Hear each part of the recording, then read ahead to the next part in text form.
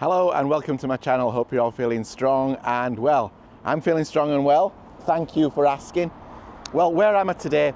I'm in the middle of Hathersage. A lot of traffic behind. I hope you can hear me well. And I'm stopping at the George, which is just behind me. Lovely little spot right in the middle of Hathersage. And why have I come to Hathersage? Well, it's for a little hike, a little 5-mile hike to a very interesting and eerie place. But that's a little bit later on.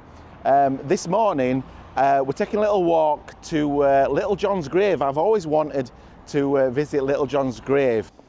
So I made it. I'm speaking a little bit quiet because of course I'm in a graveyard, and here is the final resting place of Little John.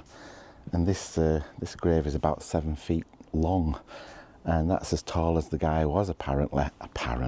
So the tale goes that he came to Hathersage to avoid all the betrayals of Sherwood Forest and all the outlaw business to settle down here.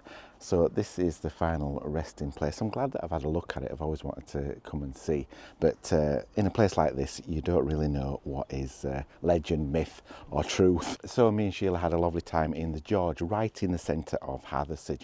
It's a beautiful village if you want to visit, and of course that hotel has stood there for centuries and has its own unique history. In fact, Charlotte Bronte stopped there, and I think the George was the inspiration for Thornhill Mansion, some kind of foreboding mansion in the book Jane Eyre. So as I leave the church behind and Little John's grave, it's time to get into the story, and that is given away with the title of the vlog, of course. So it's a trip to Cutthroat Bridge.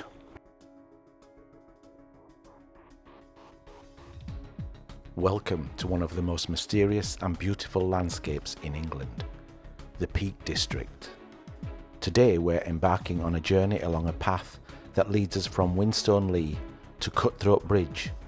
This area is not only breathtakingly beautiful, but is also steeped in legends, folklore and dramatic history.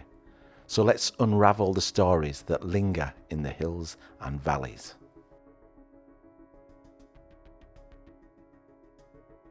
We start at Whinstone Lee, a rocky outcrop with panoramic views of Ladybower Reservoir. But what makes this place so special is the blend of human history and the natural world. The weathered rocks have witnessed centuries of stories, some tragic, others thrilling, and some downright eerie.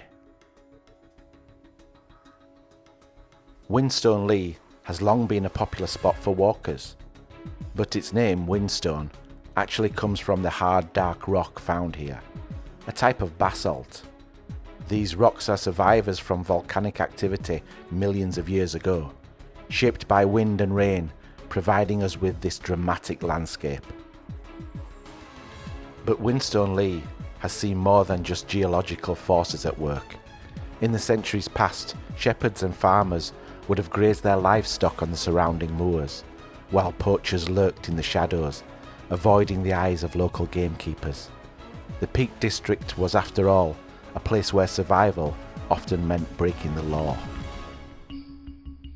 One lesser-known legend from these parts is of a spectral shepherd who roams these hills.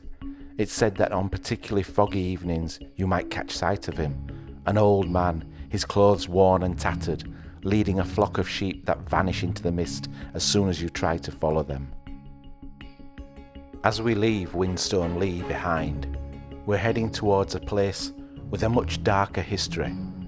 Cutthroat Bridge. The name alone sends shivers down the spine, but the story behind it, well, let's just say, it's not for the faint-hearted.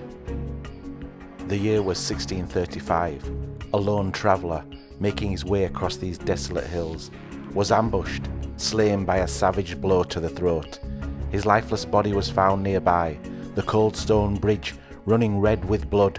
The tale of the murder spread like wildfire, and from that moment on, this place, once a mere crossing point across the river, became forever known as Cutthroat Bridge. But the mystery doesn't end there. The story of that fateful night remains shrouded in uncertainty. Was it a robbery gone wrong, or a crime of passion? Perhaps the work of highwaymen who roamed these wild lands, preying on the vulnerable, leaving no trace but fear.